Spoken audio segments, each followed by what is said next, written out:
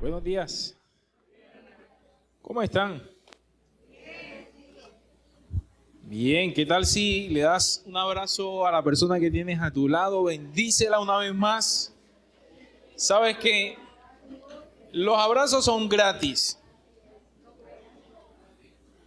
Y hay una gran bendición con los abrazos, que cuando tú das uno, recibes uno de vuelta. Entonces es un buen negocio. Amén. Cierra tus ojos ahí por un momento, vamos a orar. Vamos a entregar este tiempo en manos del Señor.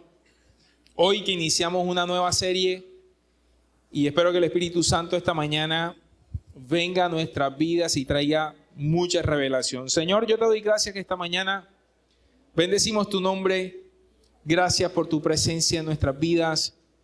Gracias porque el propósito, Señor, que nos trae a ti, Señor, sea revelado en este tiempo en el nombre de Jesús.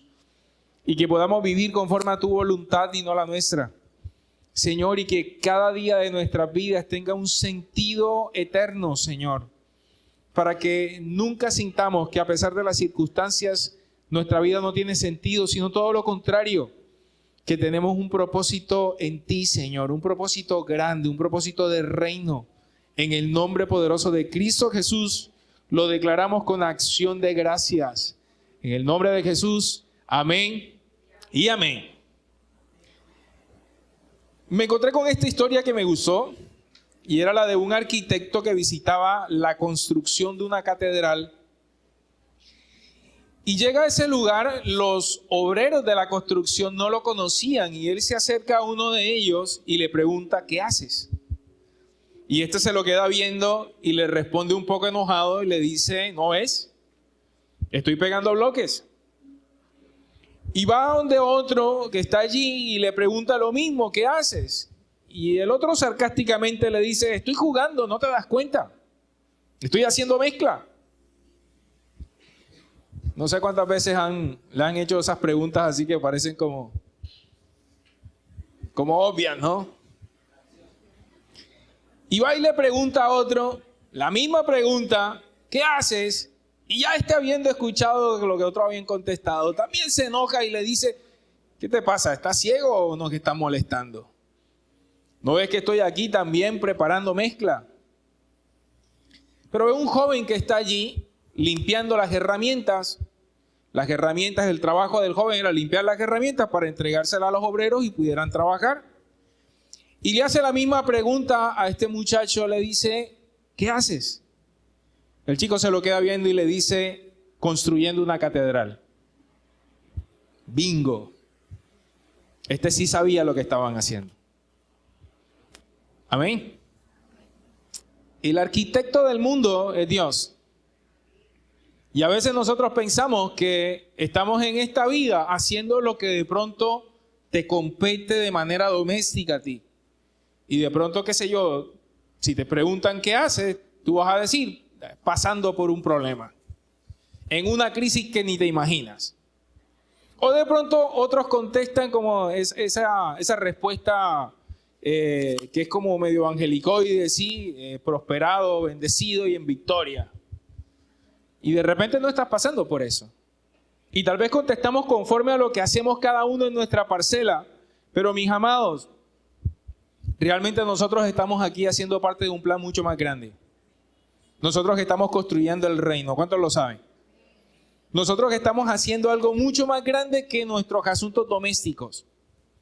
Y las cosas que tal vez nos están pasando en estos días terminan siendo como lo prioritario y perdemos de vista que lo que hacemos en este mundo tiene realmente una connotación eterna. Tu plan y el mío está directamente alineado con los planes de Dios.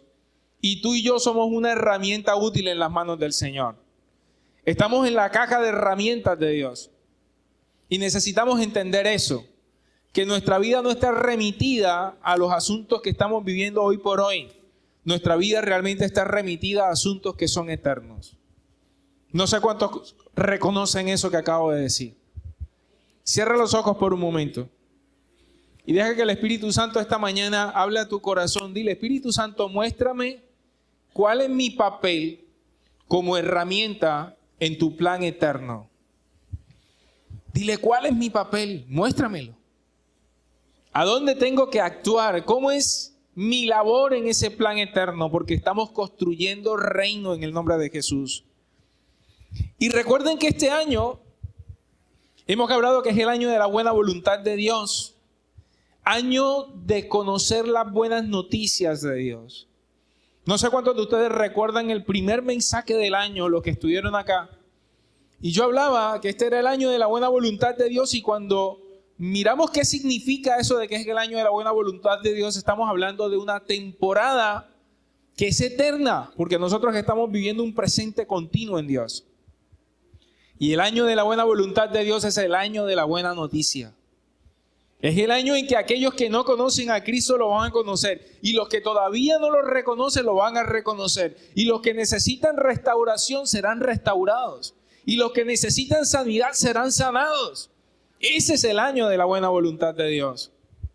Pero entender la buena voluntad de Dios a veces cuesta trabajo, porque la forma en que Dios obra no es como la que nosotros obramos. Acompáñame a Mateo capítulo 24, versículo 14. Mateo capítulo 24, versículo 14. La palabra dice aquí en la Nueva Traducción Viviente: y se predicará la buena noticia acerca del reino por todo el mundo, de manera que todas las naciones la oirán, y entonces vendrá el fin. Y se predicará la buena noticia acerca del reino por todo el mundo, de manera que todas las naciones la oirán, y entonces vendrá el fin. El contexto de esta palabra, Jesús está hablando de los rumores de guerra, de las destrucciones, de las pestes, de aquellos que apostatan la fe, de aquellos que se vuelven enemigos del evangelio, de aquellos que por causa de la maldad el amor se enfriará en muchos. Ese es el contexto. Jesús está diciendo esas cosas. Y que aún el pecado se aumentará en este tiempo. Y ese es el tiempo en el que estamos viviendo. Y en ese contexto Jesús da esta comisión a cada uno de nosotros y dice que el evangelio de las buenas noticias, el año de la buena voluntad de Dios, se tendrá que predicar en todas las naciones, y entonces vendrá el fin. Pero dice el versículo 13, mira lo que dice el versículo 13, dice: pero el que se mantenga firme hasta el fin será salvo. Y si podemos resumir estos dos versículos de la siguiente manera, hay dos aspectos prioritarios que son los que quiero tocar en este tiempo. Porque de alguna manera eso es lo que nosotros tenemos que tomar en consideración en este tiempo en el que estamos. Porque ¿cuántos saben que estamos pasando tiempos difíciles? Pero eso no es lo importante. Porque finalmente los tiempos son los tiempos. Lo difícil será lo difícil. Lo importante es cómo tú y yo asumimos esos tiempos. Y hay dos cosas fundamentales que estos versículos nos hablan. Número uno, mantenernos firmes. Y número dos, predicar el evangelio de las buenas noticias. Mis amados, estas son las dos cosas que el Señor nos está diciendo para este tiempo que tenemos que hacer tú y yo. Tenemos que mantenernos firmes y tenemos que predicar el evangelio de las buenas noticias. Así que durante estos 2 meses que vamos a estar en esta serie, la intención del Espíritu Santo es que nosotros podamos entender que esta es la comisión, que esto es lo más importante para un tiempo como el que estamos viviendo. Porque ustedes están viendo, están escuchando de que Israel y ya Gaza están entrando en un momento de que se va a hacer un acuerdo de paz. ¿Y saben lo que dice la Biblia? Que cuando escuchen que habrá paz, ¿qué es lo que va a venir? Va a venir es más guerra. Entonces, mis amados, no crean que las cosas van a mejorar. Les tengo una noticia: las cosas van a empeorar. Pero la buena noticia, tú y yo la tenemos. Somos los que la aportamos. Y caminar en ese evangelio de la buena noticia marcará la diferencia totalmente. Porque el Señor nos sostendrá con su diestra poderosa. Y a los que amamos a Dios, todas las cosas nos ayudan para bien. Y somos nosotros la luz del mundo que vamos a resplandecer en medio de las tinieblas. Así que no tengas miedo, porque esa palabra profética es para el mundo, pero para los que estamos en Cristo Jesús, todas las cosas están en victoria. ¿Cuántos lo creen? Así que vamos a analizar estos dos aspectos porque son tremendamente relevantes para este tiempo en nosotros. Así que número 1, ¿qué significa mantenerse firme? ¿Qué significa mantenerse firme? Esto significa perseverar en la fe hasta el final, a pesar de las adversidades, las tribulaciones y las pruebas. Mantenerse firme hasta el final, perseverando en la fe hasta el final. No importa si estamos pasando por adversidades, tribulaciones o pruebas. Eso es mantenerse firme. ¿Y cuántos de ustedes les ha pasado en esta temporada en la que estamos viviendo, insisto, porque esto es una temporada? Esto estamos como en un bucle de tiempo. Estamos en la temporada de la dispensación, en el que todavía podemos buscar a Dios y encontrarlo, y su misericordia estará con nosotros. Y seremos transformados y cambiados para la gloria de Él. Pero ustedes saben que habrá un momento en que el Espíritu Santo saldrá de la tierra. Y aunque quieran buscarlo, no lo vas a poder hacer. Tú y yo estamos viviendo esa temporada. Y gracias a Dios ya tenemos a Cristo en el corazón. Pero allá afuera hay mucha gente que no lo tiene. Y lo que se nos pide en este tiempo es que nos mantengamos firmes. Porque sabes que el enemigo no está buscando convencerte de que Dios no existe. Ese nunca ha sido el plan del enemigo. El enemigo lo que está intentando hacer es convencerte de que Él no te ama tanto como dice que te ama, y que a la hora de la verdad tu dolor no le importa. Que a la hora de la verdad tus circunstancias no son importantes para Él. ¿Y sabes qué hace eso? Que nos mantiene bajo el dominio de una mentalidad doméstica, en la que terminamos diciendo, ¿sabes qué? Pero es que yo tengo mi problema. Yo tengo mi enfermedad. Yo tengo mi asunto. Yo tengo mi crisis.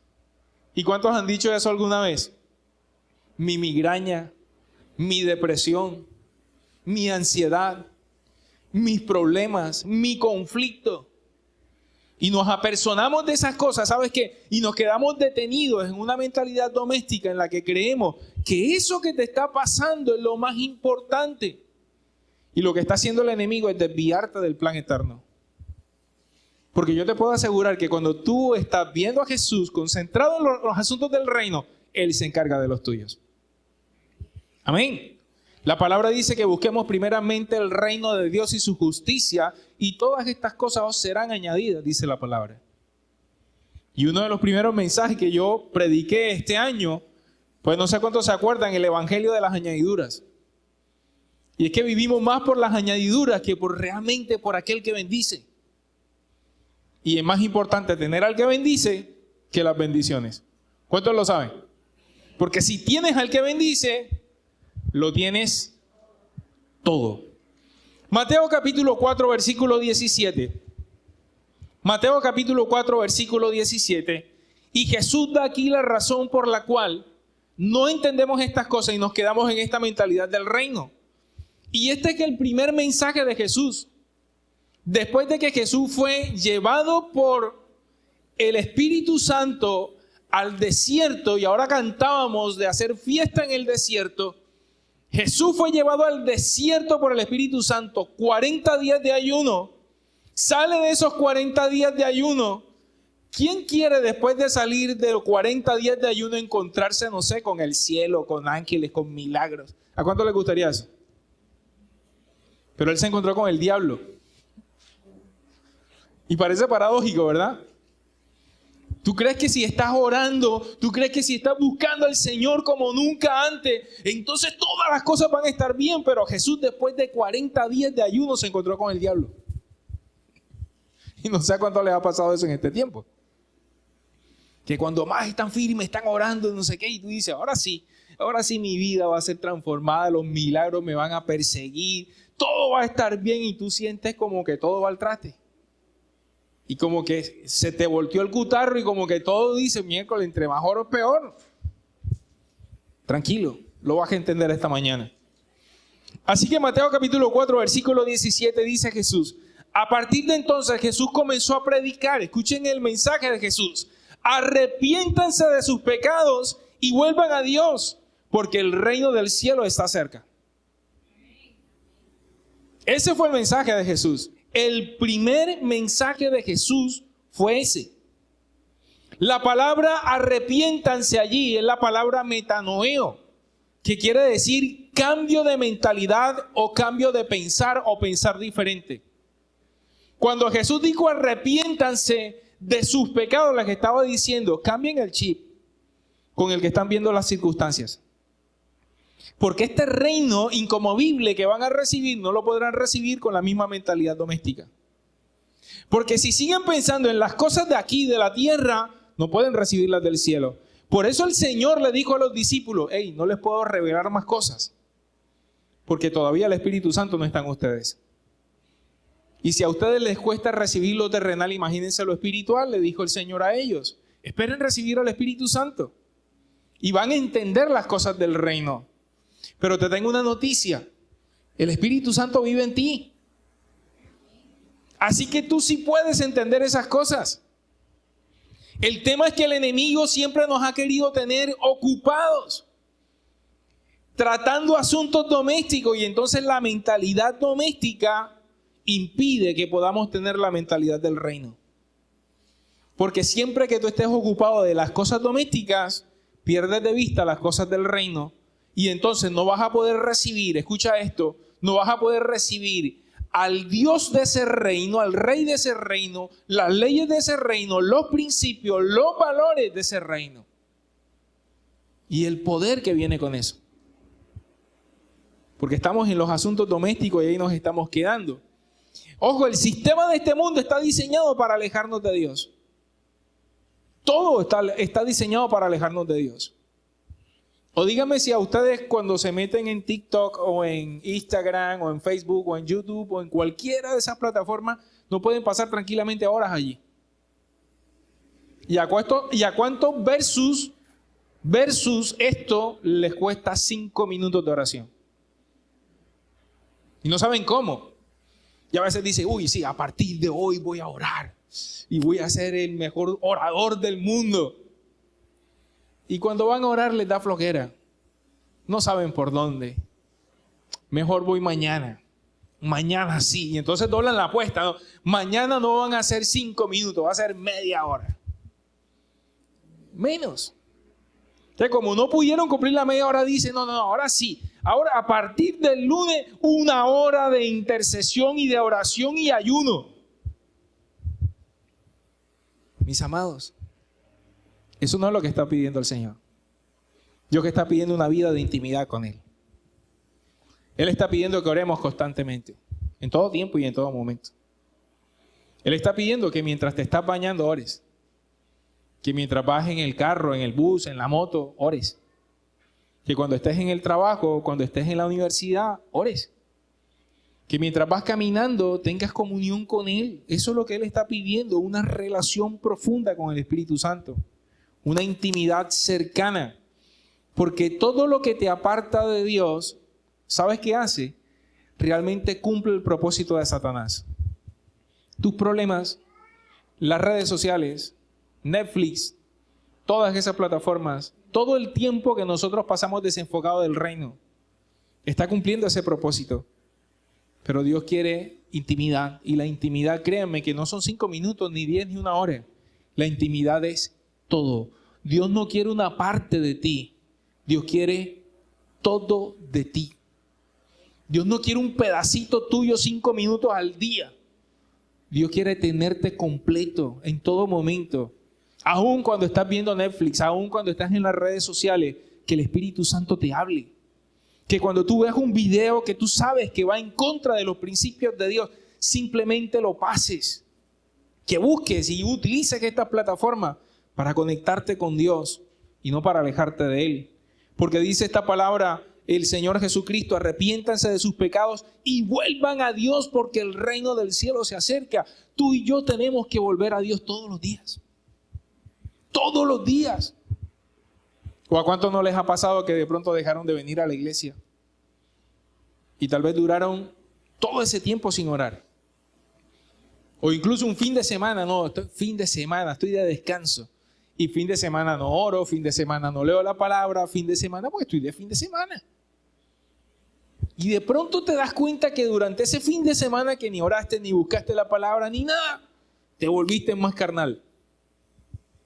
Amén o ay, ay. Nos volvemos más carnales. Y entonces nos empiezan a gustar cosas del mundo. Y yo no estoy aquí desde una perspectiva religiosa. Ustedes saben que yo no lo soy. Pero esta es la verdad. Y cada que tú tienes un chispazo y de pronto te airaste con algo y no sé, pateaste la lonchera, se te salió la cadena con algo de tu carácter, es porque estás bajito de presencia. Porque si estuvieras cerquita de Dios, créeme que el Espíritu Santo te estuviera gobernando. Así que un indicador de que la presencia de Dios está bajita es cuando somos más humanos, somos más yo. Ahí es cuando la presencia está bajita. Y yo sé que esto no es un mensaje popular, mis amados, pero esta es la verdad. Amén. El apóstol Santiago lo dijo de esta manera. Santiago capítulo 1, versículos 2 y 4, y este es un mensaje, y este es un texto que no nos gusta tocar tanto porque nos parece extraño este texto, pero es más, no queremos ni siquiera declararlo. Santiago capítulo 1, versículo 2 al 4 en la Nueva Traducción Viviente dice, Santiago 1, versículo 2 al 4 dice, amados hermanos, versículo 2, cuando tengan que enfrentar cualquier tipo de problemas, considérenlo como un tiempo para alegrarse mucho. ¿Cómo así? ¿Alguien entiende eso? Cuando tengamos que enfrentarnos a cualquier problema, considérenlo un tiempo para alegrarnos mucho. Eso parece como contradictorio. Versículo 3. Porque ustedes saben que siempre que se pone a prueba la fe, la constancia tiene una oportunidad para desarrollarse. Así que dejen que crezca, pues una vez que su constancia se haya desarrollado plenamente, serán perfectos y completos y no les faltará nada. A propósito de la plenitud. Vamos a desmenuzar ese texto entonces para que lo podamos entender correctamente esta mañana.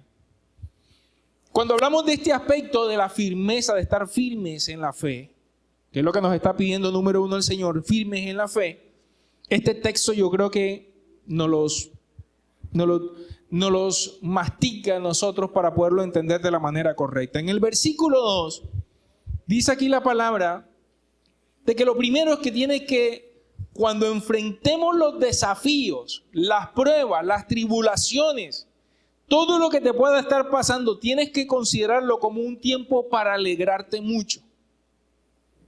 ¿Cuántos se alegran cuando tienen un problema?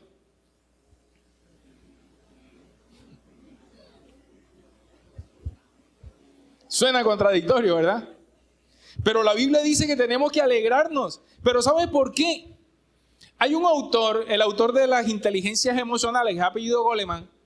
En el tercer postulado, él habla acerca de la automotivación y que la automotivación tiene que ser el resultado de entender el propósito, objetivo o necesidad por la cual hago algo. Es decir, no es un tema emocional, no es un tema de que yo me motivo porque tengo ganas de hacer algo. No, es que estoy entendiendo cuál es el propósito, cuál es la necesidad a suplir y cuál es el objetivo a alcanzar cuando hago algo. Eso es lo que verdaderamente nos automotiva. Luego entonces, cuando nos enfrentamos a una situación, tenemos que entender cuál es el propósito de Dios en esa situación. Y eso nos va a permitir entender cómo tenemos que vivirla. Porque obviamente si lo vemos desde el aspecto emocional, pues ¿quién se va a alegrar porque tiene un problema? Nadie. Pero cuando tú entiendes que cuando nosotros que estamos pasando por una tribulación, entonces verdaderamente lo que está haciendo Dios es metiéndonos en un proceso en el que Él nos va a fortalecer. Yo le digo a mis pacientes, las crisis son buenas. La palabra crisis en griego, o más bien la palabra juicio en griego es crisis con K. Y un juicio es lo que separa lo bueno de lo malo. Así que cuando tú estás en una crisis, ¿sabes qué empiezas a notar? ¿Cuáles son los problemas que tienes? ¿Cuáles son los fallos, las debilidades? O dígame si cuando ustedes están metidos en un problema o en una crisis, no empiezan a darse cuenta de que si la crisis es financiera, probablemente tus problemas son de administración. ¿Sí o no? O si la crisis de pronto es de carácter familiar, personal, entonces porque hay un problema en el corazón, hay heridas que sanar, hay cosas que restaurar. Y empieza a mostrarte eso, y eso empieza a mostrarte un propósito. Y tú piensas que el enemigo te quiere matar, y muchas veces tus propios procesos son el resultado de lo que Dios hace en tu vida. Les vuelvo a recordar, Jesús estuvo 40 días en el desierto, ¿y quién fue el que lo llevó? El Espíritu Santo. ¿Y para qué lo llevó el Espíritu Santo allá? Para ser tentado por el diablo, eso es lo que dice la palabra. No lo comprendemos de esa forma. Pero lo que Dios está haciendo realmente es que podamos entenderlo. Así que alégrense, porque lo primero que Dios quiere hacer es que cuando nos enfrentemos a estos desafíos, podamos empezar a comprenderlo. El versículo 3 dice, ya empieza a dar la explicación, ¿no? El verso 3 dice, las pruebas de fe son una oportunidad para desarrollar la constancia. Porque cuando tú estás metido en un problema, ese se convierte en una prueba de fe, que empieza a desarrollar en nosotros la constancia, esa capacidad de mantenernos firmes en el Señor. La palabra en Hebreos capítulo 12, versículo 2 dice, puestos los ojos en Jesús, autor y consumador de la fe. Cuando estás metido en un problema, se convierte en esta oportunidad en la que Dios verdaderamente va a empezar a probar si realmente puedes colocar tus ojos en Jesús. Amén o ay, ay, ay. Vamos a leerlo. Hebreos capítulo 12, versículo 1 y 2. Vamos a leer los dos versículos. Dice, por lo tanto, ya que estamos rodeados por una enorme multitud de testigos de la vida de fe, quitémonos todo peso que nos impida correr, especialmente el pecado que tan fácilmente nos hace tropezar. Y corramos con perseverancia. Por favor, subraye esa palabra en su Biblia. Perseverancia, la carrera que Dios nos ha puesto por delante. Lo que está diciendo el Señor, si lo que se va a fortalecer en nosotros es la perseverancia, dice, corramos con perseverancia, porque nos pasa normalmente que cuando estamos metidos en una prueba, a la vuelta de que la cosa no me está saliendo bien, normalmente desertamos. Y la vida cristiana no es una carrera de velocidad, sino es una carrera de resistencia. Hebreos capítulo 12, versículo 1, acabo de leer. El verso 2 dice, en esta versión Nueva Traducción Viviente dice, esto lo hacemos, o sea, ¿cómo corremos la carrera de manera perseverante? Dice, esto lo hacemos al fijar la mirada en Jesús, el campeón que inicia y perfecciona nuestra fe. ¿Cómo corremos con perseverancia? Cuando ponemos los ojos en Jesús. Y cuando tú viviendo una circunstancia difícil, pones tus ojos en Jesús, puedes perseverar. ¿Sabes qué?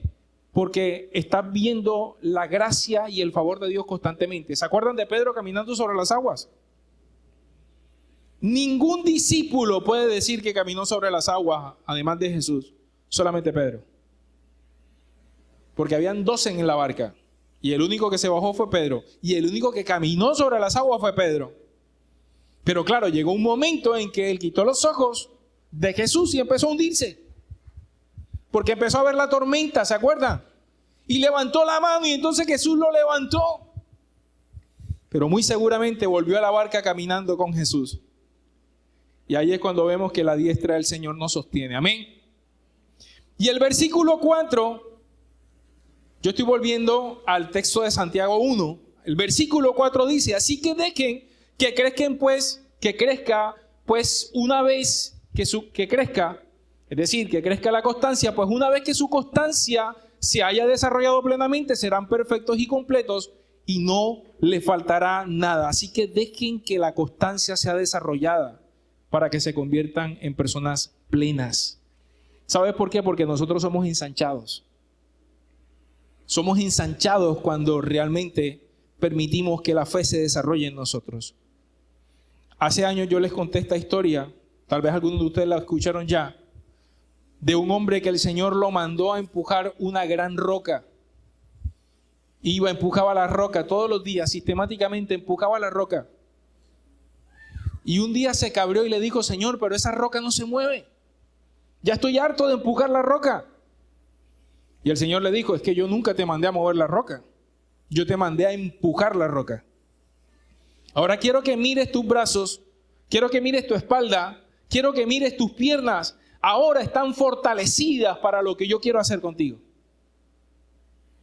Y el asunto es que muchas veces nos frustramos porque queremos mover la roca y el Señor te ha dicho, espérate, yo no te mandé a mover la roca, te mandé a empujarla. ¿Y sabes por qué? Porque a veces Dios no está esperando que podamos mover la roca, a veces que está esperando que pensando en la solución logremos simplemente superarla. Pero el proceso, ¿para qué sirve? El proceso sirve para fortalecerte.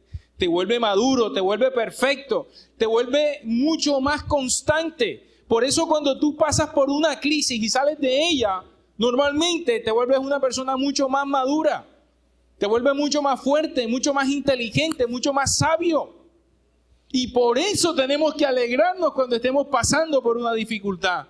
Porque es la oportunidad que estamos hallando para que nuestra fe se desarrolle. Para que la constancia de poner los ojos en Jesús se desarrolle. Y convertirnos verdaderamente en hombres plenos. En personas verdaderamente de fe. Entonces dile a la persona que tienes a tu lado, resistir me hace apto para impartir.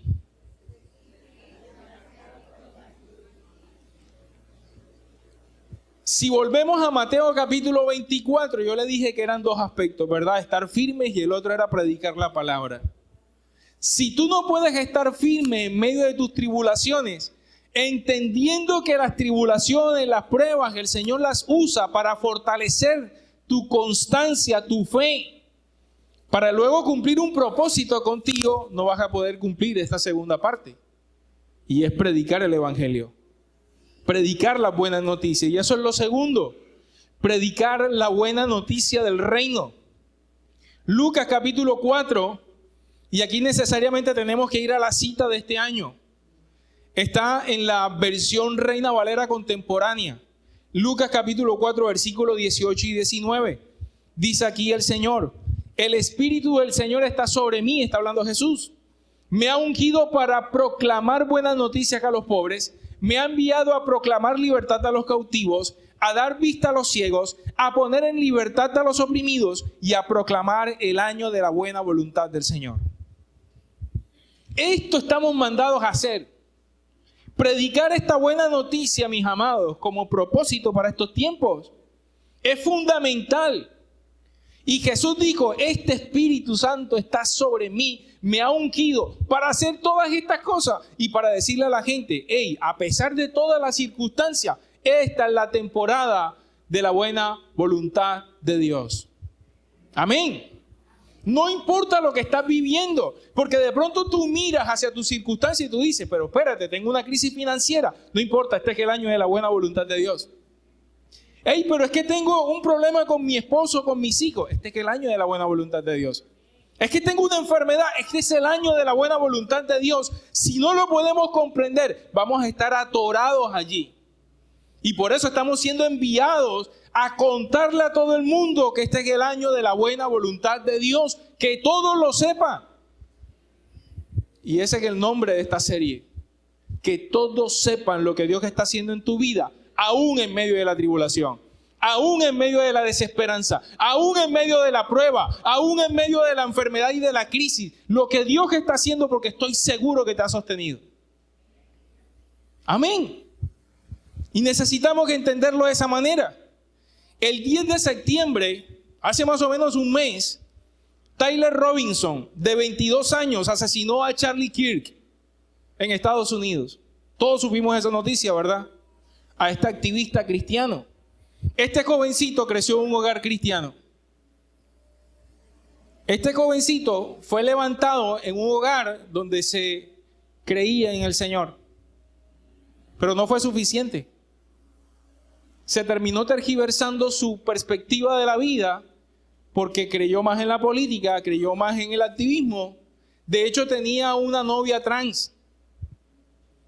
Y este muchacho finalmente, los valores que le habían implantado terminaron siendo tergiversados. Y terminó cometiendo este asesinato. su propio padre le envió un mensaje a su pastor y le mandó las pruebas de que él era el asesino, y el pastor lo denunció y por eso lo arrestaron. Algunos dirán, wow, ¿qué papá hizo eso? Ese papá hizo lo correcto. Porque la salvación, mis amados, es un asunto individual. Y quiero decirte que no basta de que tú críes a tus hijos en un hogar cristiano. No basta. No basta de que tú les prediques la palabra, no basta. Basta de que ellos realmente tengan un encuentro con el reino de los cielos, que tengan un encuentro con Jesús, que Jesús sea el Señor de sus vidas. Y para eso, más que predicarles, tienes que moderarle a Cristo. Por eso predicar la palabra no solamente es decirle a la gente Juan 3:16, es mostrarle que Cristo vive en ti. ¿Y sabes cuándo es el mejor momento para mostrar eso? Cuando estás pasando una crisis. Porque cuando todo está bien, todo se ve bien. Pero cuando tú estás viviendo una crisis es cuando la gente dice, wow, Dios está con él. Ese hombre o esa mujer tiene a Cristo en su corazón. Porque la manera como se para es una manera firme. Por eso, mis amados, el mensaje de salvación no es suficiente. El mensaje de prosperidad no es suficiente. El mensaje de sanidad no es suficiente. Este mensaje tiene que ser un mensaje de transformación. Porque no vale que tú hoy digas, ¿sabes qué? Dios me salva, Dios me sana, Dios me restaura. Necesitas entender que Dios te transforma. Porque ¿qué si Dios te sana? Yo he visto gente, mis amados, aquí en la iglesia, que Dios los sanan y se van. ¿Se acuerdan de los 10 leprosos en la Biblia? 10 eran. El Señor los sana y solo uno se devolvió a darle gracias al Señor. O sea, si ponemos eso en porcentajes, estamos hablando que de 100, 10 van a volver y le darán gracias a Dios. Los otros se irán. Yo he visto gente que vino a los pies de Cristo porque no tenía trabajo. El Señor les da el trabajo. Chao. No, que no puedo tener hijos. Dios le da hijos y después los hijos son la excusa por la cual no buscan a Dios. Mis amados, si no hay una transformación en el corazón, es imposible. Y termino con esto. Segunda de Timoteo. Ese relojito ahí me tiene. Segunda de Timoteo, capítulo 4. Versículo 3 y 5. 3 al 5 dice aquí la palabra y aquí quiero aterrizarlo todo. Llegará el tiempo, y este es el tiempo, mis amados. Llegará el tiempo en que la gente no escuchará más la sólida y sana enseñanza. Seguirán sus propios deseos y buscarán maestros que le digan lo que sus oídos mueren por oír. Escucha esto. Versículo 4. Rechazarán la verdad, irán tras los mitos. Pero tú debes mantener la mente clara en toda situación. No tengas miedo de sufrir por el Señor. Ocúpate de decirles a otros la buena noticia y lleva a cabo todo el ministerio que Dios te dio. Escúchame, amado. Estos dos primeros versículos de que hablan de cosas que claramente están pasando. La gente quiere seguir sus propios deseos y quieren que les digan lo que ellos quieren escuchar. Por eso hoy por hoy son tan populares esas iglesias que hablan de la prosperidad. Porque a quien no le gusta que le hablen de eso. Y la gente está buscando que les profeticen que este año vas a tener carro casi beca y que todo lo que pisare tus pies entonces será tuyo y no sé qué. Y hay gente, amén. Pero ese mensaje de arrepiéntanse ya no me gusta, espérate. Mira, pastor, estás como religioso, estás como espíritu flautico. Y ese es el mensaje, mis amados. Y la gente tiene comezura de oír, hoy quiere escuchar. Dígame algo bonito, dígame que Dios me ama, dígame que su amor es incondicional. Y sí, Dios te ama, su amor es incondicional, pero tú tienes que obedecer. Amén. Es que no es como que yo llegué a los pies de Cristo y todo lo tengo resuelto. No, mis amados. Él dijo, el que quiera venir en pos de mí, tome su cruz. Niéguese a sí mismo, tome su cruz y sígame. Ah, pero ese mensaje no me gusta. También dice allí que muchos, incluyendo gente cristiana, rechazan la verdad. Y cuando de pronto te dan un versículo de esto que te manda a obedecer, que te manda a hacer lo que Dios dice, pero espérate, eso era antes, no, ya ahora el evangelio está más chévere, estamos en la gracia, Dios nos entiende, Dios me ama, tal y tal y tal. No, mis amados. La palabra dice: cielo y tierra pasarán, mas su palabra no pasará. La palabra sigue siendo la misma ayer, hoy y por la eternidad. Los principios de Dios no cambian. Puede cambiar lo que tú quieras. Puede ser que el mensaje te lo manden por TikTok. Puede ser que ChatGPT esté escribiendo canciones ahora y todo lo demás. Ahora todo el mundo y que quiere montar la canción esa de ¿cómo que se llama? Saulo, que la escribió según una inteligencia artificial. ¿O no es así? Bueno. Bueno, y ahí está la tergiversación de todo, que según que era la IA la que había hecho esa canción. Y de verdad, tú le dices a ChatGPT que te dé un estudio de tal cosa y te manda un estudio de algo. Pero mis amados, el Espíritu Santo de Dios está en la palabra, no en ChatGPT. Y si nosotros no lo buscamos de esa manera, nos podemos perder en el camino. Así que el versículo 5, y quiero que lo analicemos aquí rápidamente en estos 5 minutos que tengo, menos de 5 minutos. El versículo 5 dice... Estoy en 2 de Timoteo, capítulo 4, verso 5. Dice: pero tú, di conmigo, pero yo tengo que mantener la mente clara en toda situación. No tengas miedo de sufrir por el Señor. Ocúpate de decirle a otros la buena noticia y lleva a cabo todo el ministerio que Dios te da. Entonces, tener la mente clara, mis amados, es tan importante, desocupada de todas las cosas que nos contaminan. Hace unos años, David Copperfield, ¿se acuerdan de este ilusionista que aparentemente hizo desaparecer la Estatua de la Libertad? ¿Se acuerdan de eso? Bueno, eso es para los de la generación X. Eso pasó ya hace muchos años. ¿Se acuerdan de eso? ¿Cómo hicieron eso? Tenían un montón de gente allí y la Estatua de la Libertad levantaron una manta grandísima que la cubrió toda. Les pusieron música, les pusieron ruido, no sé qué vaina y tal. Y era una plataforma giratoria. Así que los que estaban allí presentes, incluyendo la cámara para el en vivo que estaban haciendo, le giraron la plataforma, los distrajeron. Y cuando quitaron el velo, sorpresa, no estaba la Estatua de la Libertad. Todo el mundo lo aplaudió. Así nos pasa, mis amados. Estamos tan distraídos y la mente no la tenemos clara.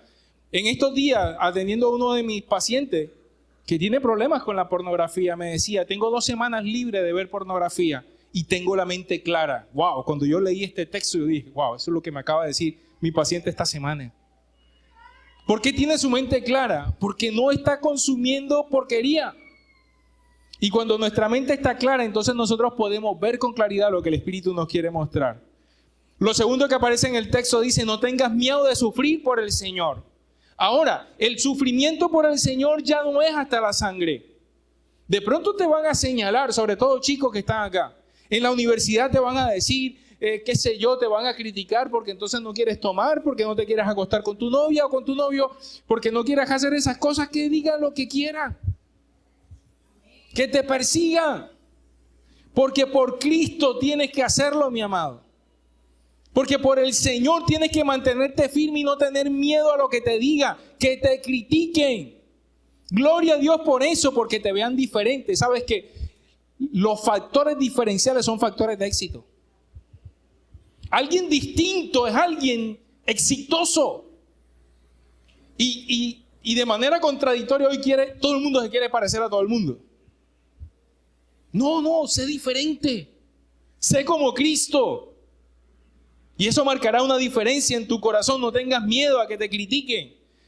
Lo siguiente que dice ahí: ocúpate de decirle a todos la buena noticia. Que todos lo sepan. Dice: ocúpate. Es decir, tienes que encargarte de eso. Tienes que trabajar por eso. No pierdas el tiempo. Donde quiera que vayamos, tenemos que ser la eclesía. En tu trabajo, en la universidad, donde quiera que vayas, habla de Cristo, muestra a Cristo, porque no solamente es que predique, a veces predicamos y le embarramos. Predica más bien con tu actitud. Que la gente tenga que decir de ti: hay algo diferente en ti. ¿A cuántos les han hecho esa pregunta? A mí un montón de veces me han preguntado, ¿tú eres cristiano? Y yo nada más sonrío. Porque ven algo distinto en ti. Y no porque hablas con Dios te salve o hablas con... Yo no hablo así. Yo cuando estoy con la gente, yo no hablo de esa manera. Yo, Dios, bendiciones, amado. Yo no hablo así. ¿Me explico? Pero la gente se da cuenta que hay algo distinto en tu actitud, en la manera como asumen las cosas. Hay algo diferente. Y por eso tenemos que predicar este evangelio, ocuparnos de que todo el mundo conozca la buena noticia. Y finalmente termina diciendo, y lleva a cabo todo el ministerio que Dios te dio. Lleva a cabo todo el ministerio que Dios te dio. Es decir, lleva a cabo tu llamado. ¿Para qué Dios te alcanzó? Y tu llamado está directamente relacionado con lo que haces. Los que son abogados, ingenieros, los que son arquitectos, psicólogos, médicos, músicos, donde Dios te haya colocado, allí está tu llamado, allí está tu plataforma. Y termino con este pensamiento. La iglesia no necesita ser engrosada con otros cristianos pretenciosos. La iglesia debe crecer con gente que por primera vez acepta y recibe esta buena noticia para poder ser transformados. Debe sanar a los que han sido heridos y restaurar a aquellos que se apartaron para que sus vidas sean llenas del conocimiento de la gloria de Dios. Y tú, mi amado, eres la herramienta que Dios quiere usar. Amén. Tú eres la herramienta que Dios quiere usar. No importa si acabas de llegar a los pies de Cristo. Dios te quiere usar como una herramienta. ¿Cuántos están dispuestos a eso? Voy a volver a preguntarlo porque respondieron 2 nada más. ¿Cuántos están dispuestos a eso? Ser una herramienta en las manos del Señor. Yo quiero hacer un acto profético y eso fue lo que me guió el Señor. Isaías capítulo 52 versículo 7 dice, qué hermosos son sobre los montes los pies del mensajero que trae las buenas noticias. Buenas noticias de paz y de salvación. Las noticias de que el Dios de Israel reina. Qué hermosos son los pies de los que anuncian la buena noticia. Y yo quiero esta mañana, si tú recibiste este mensaje de hoy, y no quiero que sea algo emocional, yo no quiero tocar tus emociones. Yo quiero que sea algo por convicción.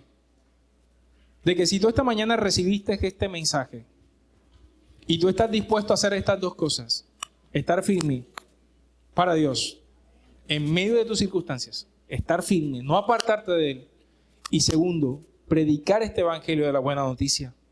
Yo quiero que vengas acá adelante. Yo quiero orar por ti y quiero ungir tus pies.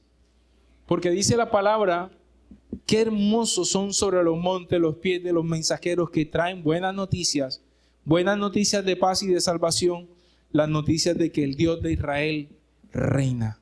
Amén. Así que, si tú recibes este mensaje, quiero que vengas acá adelante. Yo simplemente quiero orar por ti.